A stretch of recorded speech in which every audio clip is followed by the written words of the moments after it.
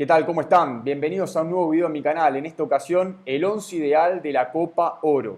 Como siempre suelo hacer en este tipo de dinámicas, voy a explicarles un poco cómo lo fui confeccionando, como así también hacer un recorrido, una hoja de ruta de lo que va a ser este video. En primer lugar, señalar que elegí el sistema 4-4-2. Me gusta para este tipo de iniciativas elegir sistemas reales, sistemas que puedan ser llevados al terreno de juego. Es verdad que un equipo ideal nunca va a aparecer en cancha, pero sí en esta construcción ficticia que tenga cierto basamento en lo que sucede en el juego.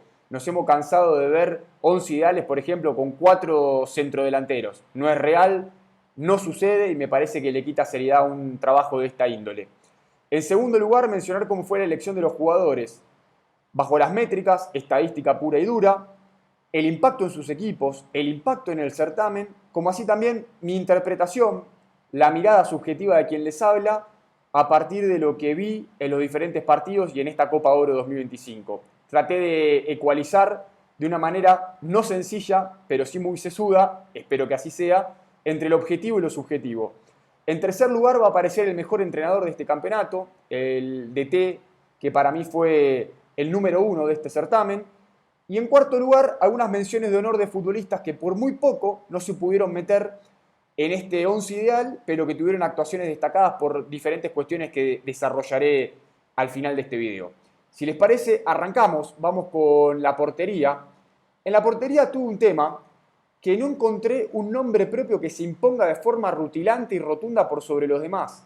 Siento que hubo momentos donde un arquero destacó y después se apagó un poquito, donde, por ejemplo, lo de Xavi Valdés, de República Dominicana, que lo voy a poner en este 11 ideal y ahora voy a explicar por qué, tuvo una gran primera rueda, pero claro, su equipo quedó de forma prematura eliminado. Luis Malagón, a quien también voy a poner en este 11 ideal, que no fue muy llamado a intervenir, ni tampoco tuvo grandes atajadas, pero fue el arquero del campeón. Entonces, vamos poniendo a Xavi Valdés, de República Dominicana, slash Luis Malagón, de México. ¿Por qué en este caso me doy la licencia para la excepción?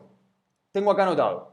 Xavi Valdés, de República Dominicana. Primero en cantidad de atajadas cada 90 minutos, 4.7. Segundo en cantidad de atajadas totales entre todos los porteros, 14. Tercero en efectividad de atajadas, 74%. Números muy buenos para un equipo que fue por momentos muy agredido, que fue el portero muy utilizado y estuvo a la altura de las circunstancias el guardameta dominicano. Pongo a Luis Malagón porque además de lo que señalaba de que eres el portero del campeón, en 4 de los 6 cotejos no recibió goles, tuvo valla invicta, marco en 0.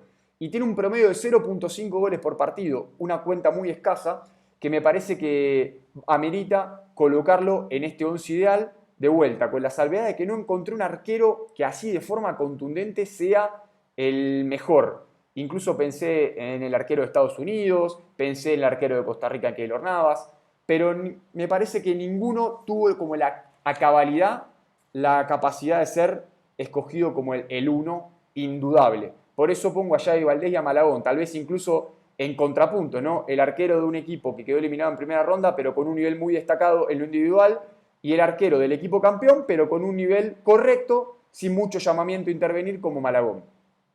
Avancemos y ustedes pueden ir conmigo comentando ahí en la parte de abajo, en el casillero, cuál es su 11 ideal y además de los nombres propios, si quieren expresar qué futbolistas eligieron y por qué, lo debatimos. Yo me encargo de responder cada uno de los mensajes. Vamos con el lateral derecho y acá lo tengo anotado. Michael Amir Murillo, de Panamá. Vamos a ponerlo, Murillo, de Panamá. ¿Por qué elegí al futbolista del Olympique de Marsella? Es primero en pases claves por partido, 3.3. Primero en ocasiones claras creadas, con 5. Tiene 2 asistencias. Y además para mí tuvo potencia, jerarquía. Fue productivo en ataque con estos números que les cuento. Me parece que lo de Murillo es todo aquello que mostró en la Ligue 1 con el Olympique de Marsella durante un año sostenido en Francia, termina replicándolo en esta Copa Oro de muy buena manera. Así que Michael Amir Murillo, mi lateral derecho del 11 ideal. Vamos con el siguiente, con uno de los centrales, con Chris Richards, de Estados Unidos. El futbolista del Crystal Palace Salió primero en despejes con 35, segundo en pases precisos totales con 386, muchísima capacidad de generar fútbol y con buena efectividad. Y además le sumó 2 goles en 6 partidos, uno de esos goles en la final. Para mí, el futbolista de Estados Unidos, uno de los grandes centrales de este certamen. Vamos con el segundo zaguero central. Voy a poner a César Montes, de México. El futbolista mexicano que milita en Rusia hizo 3 goles en 5 partidos, fue fundamental en la táctica fija ofensiva del equipo del Vasco Aguirre. Un Vasco Aguirre que en este tercer ciclo frente al Tri ha acumulado muchísimos goles por la vía de la táctica fija. Estamos hablando que en total el 47% de los goles de este tercer ciclo fueron por esa vía y el 50% de los realizados en Copa Oro fueron por acciones de balón parado. En este sentido, a nivel colectivo, encuentro un punto medular y paradigmático en lo de César Montes, además de que entregó robustez, solidez y mucha firmeza en la parte baja. Un gran ganador de duelos, imponente en la cancha de arriba, y me parece que lo de César Montes amerita colocarlo. Voy por el sector izquierdo. Max Arfenstein, de Estados Unidos. El lateral izquierdo, vamos a poner acá bien la U, el lateral izquierdo del equipo de las Barras y las Estrellas fue primero en asistencias, fue el líder en este rubro de todo el campeonato con 3, fue tercero en grandes ocasiones creadas, también con 3, y siempre estuvo correcto en la marca, salvo el partido con Costa Rica durante media hora, la media hora final, donde sí se vio un poco superado en su sector. Creo que en líneas generales lo de Arfenstein fue muy propositivo en ataque, criterioso, productivo, con incidencia con estos números que le decía, y de forma muy correcta en la parte baja, así que el lateral izquierdo es estadounidense en mi once ideal. Vamos con los volantes por dentro. Tengo a Edson Álvarez, el futbolista mexicano y capitán de este elenco. En los datos podemos decir que hizo 2 goles, una asistencia.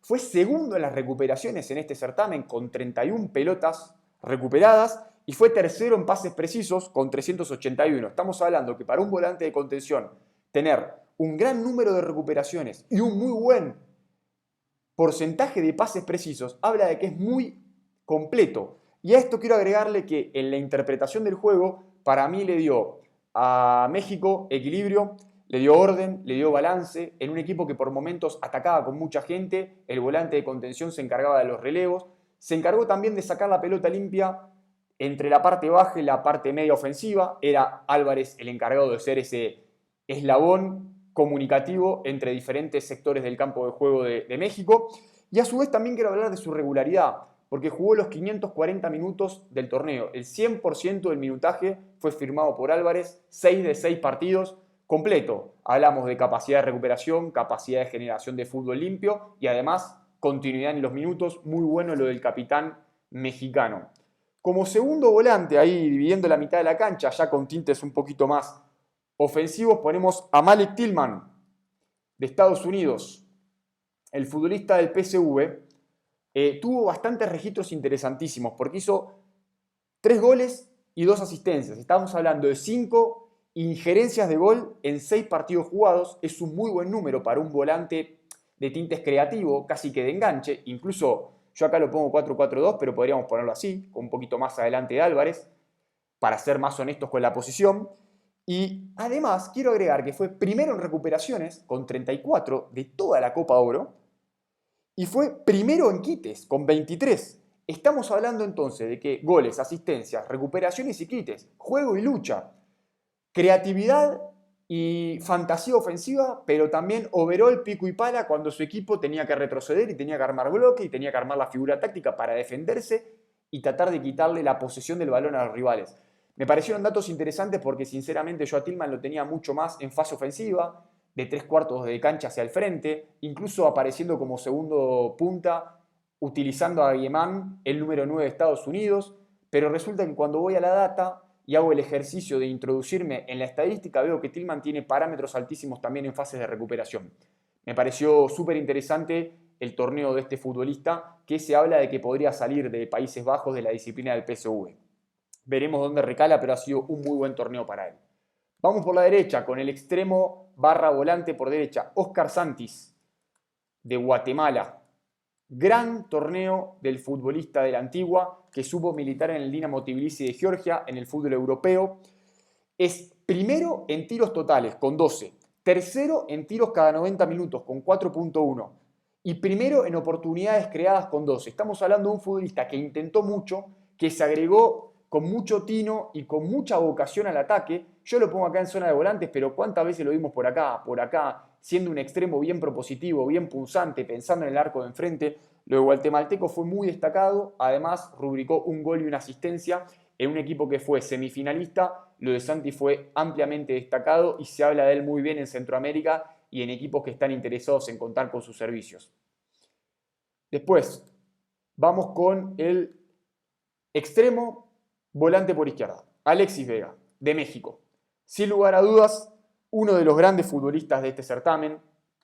El mexicano del Toluca venía de ser, ¿acaso, la gran figura de la Liga MX? Bueno, replicó su gran rendimiento en el torneo local con un gran rendimiento en un torneo internacional con su selección. Vamos a los datos. Primero en gambetas exitosas con 11, primero en pases claves con 13, y desde que entró en el medio tiempo contra República Dominicana nunca más salió.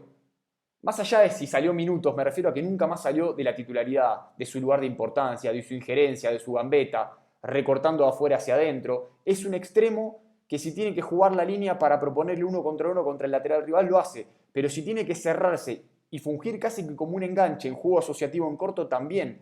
Entonces, me parece que tiene esa doble cualidad partiendo como extremo que lo hace muy interesante. Y además, bueno, obviamente estos datos que yo le daba en cuanto a gambetas, pases claves, es decir, atrevimiento y generación de fútbol en iguales cantidades. Me parece algo muy, muy destacado. Vamos con los puntas. Vamos con uno de los centrodelanteros, Ismael Díaz, de Panamá. Esto casi que es una filosofía personal. Para mí el goleador del torneo siempre tiene que estar en los 11 ideales.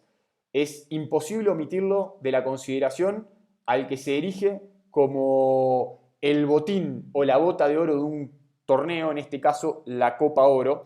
Ismael Díaz hizo 6 goles en 4 partidos y además hizo un gol cada 55 minutos. Estamos hablando de una capacidad de efectividad muy alta, de una tasa de contundencia impresionante, y esa conversión cada 55 minutos me parece que habla de un futbolista que va a terminar saliendo ahora o un poquito más tarde del fútbol ecuatoriano, espacio en el que milita en la actualidad.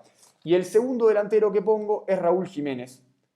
Raúl Jiménez, el mexicano, que además de hacer gol en la final, y para mí un 9 que hace un gol en la final habla de un 9 ganador, de un 9 de raza, anotó 3 dianas en 6 cotejos y pivoteó todo lo que le tiraron. Fue un tipo que cuando tenía que sostener, lo hacía para que su equipo crezca en el territorio y después de ahí que se dinamice el ataque mexicano, que cuando tuvo que fajarse con centrales rivales no esquivó el bulto, no esquivó la lucha y el roce. Desde la fricción también saca muchísimas alternativas ofensivas para su equipo. Y además es un tipo que cuando tiene que retrocederse a la zona del 10 a generar fútbol y poner a otros compañeros por delante de él, no tiene ningún problema en hacerlo. Me parece que fue un torneo muy completo. Yo siempre digo que Raúl Jiménez, uno tiene que pensar, ¿es eminentemente veloz? No. ¿Es eminentemente potente? No.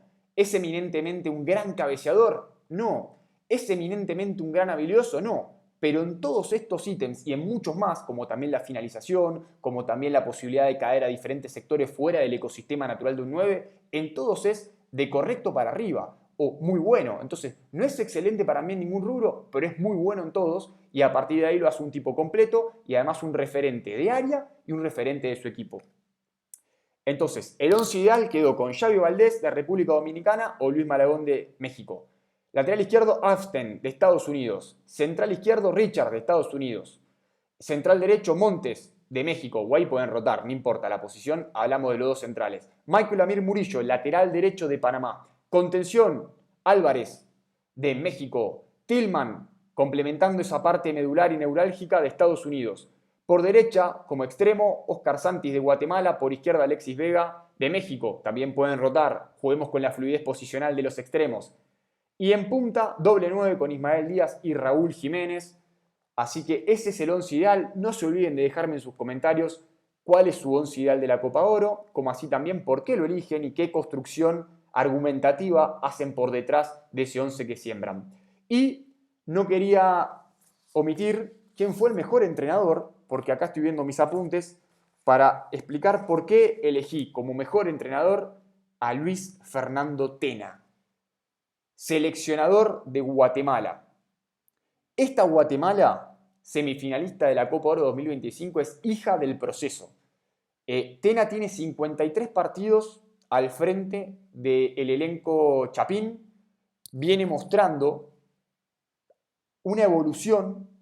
Algunos momentos tuvo estancamiento, en otros creció, en otros fue exponencial, en otros retrocedió un poquito, pero al final de cuentas, si uno ve la foto de los últimos 2 años, donde en la Copa Oro 2023 fue cuarto finalista y cayó derrotado con Jamaica en esa instancia y dejó muy buenas sensaciones futbolísticas, y hace fast forward 2 años después y ve la Copa Oro 2025 y es semifinalista, hubo una evolución en resultados y evidentemente también en el juego, porque para llegar a una instancia superior tenés que haber mejorado algunas cuestiones. Como cuáles, por ejemplo, es un equipo que presenta mucho más combate, va más fuerte a los duelos, que encuentra en el frente de ataque, hablábamos de Santis, pero también podemos meter a Rubio Rubín, a Darwin Lom, la frescura de Escobar, un chico irreverente en lo futbolístico, desfachatado, 18 años, espectacular.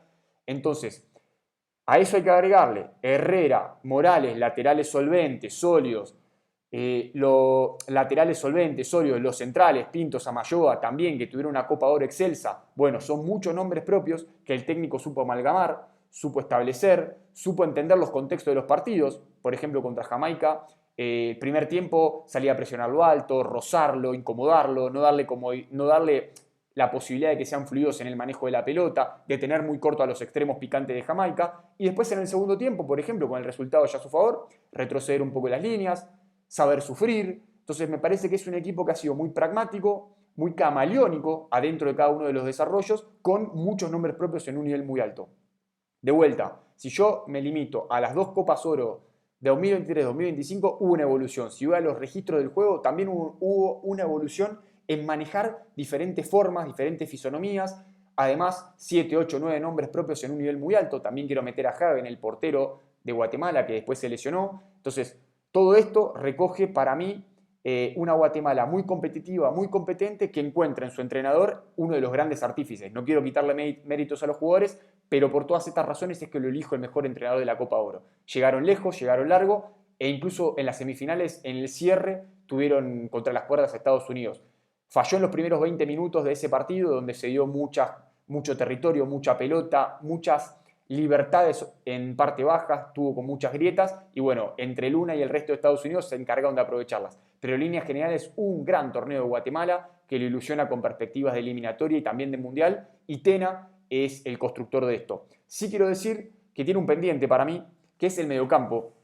Me parece que no ha logrado Tena armar un mediocampo más dinámico, más fluido, que tenga manejo de la pelota más veloz, que tenga desplazamientos más largos hacia adelante y hacia atrás, con esa dinámica que hoy necesita el fútbol internacional y con esa intensidad. Estaba repasando, por ejemplo, en el último partido contra Estados Unidos, Rosales de Antigua, Altán de Municipal, Robles de Comunicaciones, todos juegan en la Liga Guatemalteca, la Liga Nacional de Guatemala, que es una liga buena en el contexto centroamericano, más no a nivel internacional. Creo que ninguna liga de Centroamérica se juega con el nivel de dinámica que pide hoy el roce del primer mundo. Entonces creo que así como tiene exponentes en otras posiciones que juegan internacionalmente y son legionarios, la zona media tiene ese pendiente porque juegan todos jugadores que están en el medio local. Y además de eso también le quiero agregar la edad. Rosales 32 años, Altán 28 y Robles 29, todos más de 28 años de la liga local. Son dos parámetros que hacen que sea un fútbol un poco más lento por la zona media. Y además no los veo tan lanzadores. Hoy Guatemala tiene extremos picantes, un frente de ataque muy poderoso, como mencionaba con anterioridad, pero no siempre tiene lanzadores que aprovechan esas cualidades de sus futbolistas. Creo que la inclusión de Escobar por parte de Tena, más allá de que es un joven, tiene que ver con que le entregue frescura, que le entregue una chispa y una agilidad distinta a la media cancha. Ahora también es verdad que no puede recalar esa creatividad así veloz en un chico, pero bueno, es lo que tiene hoy Tena y me parece que está tratando de darle una reconstrucción a la parte del mediocampo de la selección que dirige. Y les había comentado, y vuelvo acá, para decir algunas menciones de honor, para ir cerrando, quiero, hablando de Guatemala, hablar de Aaron Herrera, el lateral derecho de Guatemala, gran torneo, por muy poquito no desplazó a Michael Amir Murillo. Michael Amir Murillo lo que tuvo es mucha productividad ofensiva y no podía dejar de considerar eso a la hora de pensar en las métricas. David Flores, el contención de Honduras, fue primero en duelos ganados con 23, fue tercero en recuperaciones totales con 27 y fue segundo en intercepciones cada 90 minutos. Sinceramente estuve muy cerca de ponerlo, incluso si hubiese hecho un diseño de 4-3-3 con 3 volantes, lo hubiese puesto al hondureño. Me parece que si Honduras cambió su cara después del 6-0 tremendo, lo anímico contra Canadá y que llegó a semifinales, tiene que ver mucho con el volante de contención de David Flores y con su marcuerna Arriaga, que desde la fricción, desde la guerrilla, desde el luchar, del llevar el partido a la disputa, los partidos a las disputas, fue que creció su equipo. Y David Flores es un caso paradigmático en esa dirección. Después lo de Joseph Rosales, también hondureño, lateral izquierdo, que coquetea con el fútbol mexicano, me parece que fue de menos a más y terminó firmando una buena Copa Oro. Lo de Keylor Navas en Costa Rica, que por muchos momentos en ese rock and roll frenético que el equipo del Piojo Herrera le quería meter de ida y vuelta, de palo a palo, de cancha abierta, apareció Keylor Navas para sostener al elenco tico con manos salvadoras en momentos cruciales para dejar los resultados cortitos y después que puedan ser a favor de Costa Rica, así que lo de Keylor Navas también para destacar. ¿Y qué más? Acá tengo a Fidel Escobar. Fidel Escobar también me quedó por muy poquito cerca de meterse incluso por Richards, porque Fidel Escobar fue primero de todo el campeonato en efectividad de pases con 92%, una capacidad de pasar preciso impresionante. Y ustedes me dirán, bueno, pero ¿cómo son esos pases? Porque a veces pueden ser pases de seguridad, pases en corto, pases hacia el costado. Bueno, resulta que me voy a otra métrica, que son la cantidad de pases largos correctos por partido. Y Fidel Escobar es primero también, con 11.3. Es decir, Fidel Escobar acierta 11 envíos largos por partido y aún así no mermó su efectividad. Tal vez el hecho de que Panamá haya quedado de forma prematura según sus expectativas de por lo menos estar en semifinales o en final, lo penaliza un poco a Fidel Escobar y me hace no poner tantos panameños en el equipo. Pero bueno, ha sido muy destacado lo de Fidel y también es para mencionarlo y ponerlo en un lugar de preponderancia. Y si ustedes observan, recién dije, bueno, penalicé a Fidel y terminé solamente poniendo 2 futbolistas de Panamá. Pese a que tuvo muy buen volumen de juego, por momentos fue muy superior a sus rivales, se chocó en cuarto de final con Honduras porque no supo aprovechar un partido que estaba a su favor y no tuvo la capacidad ni la jerarquía para terminar de cerrarlo y capitalizar todas las bondades que tenía en ese desarrollo. Me voy al otro lado, voy al campeón, que es México. Si hablo de que penalizo en cierta manera a Panamá y a algunos de sus futbolistas, quiero también decir que resalté por ser campeón a México y elegí uno por línea. A Maragón, arquero, a Montes, central, a Edson Álvarez, contención y a Raúl Jiménez en punta, más lo de Alexis Vega. Entonces, estamos hablando de que 5 futbolistas mexicanos de 11 o de 12, porque en el arquero hay 2, es un número, me parece, bastante honesto con el que fue el mejor de todos. Así que esa es un poco la construcción de mi once ideal, de mi técnico ideal del campeonato, como así también de las menciones de honor y de todo lo que es la consideración de la Big Data, como así también de la interpretación del juego y de cómo ha sido este desenvolvimiento de cada individuo que fui mencionando al interior de las posiciones en el torneo y de cómo avanzaron o no sus selecciones. Bueno, ahí los leo, dejen el me gusta, suscríbanse y sobre todo pongan en los comentarios su once ideal que lo voy a estar leyendo y lo vamos a estar debatiendo. Les mando un abrazo futbolero, que estén muy bien.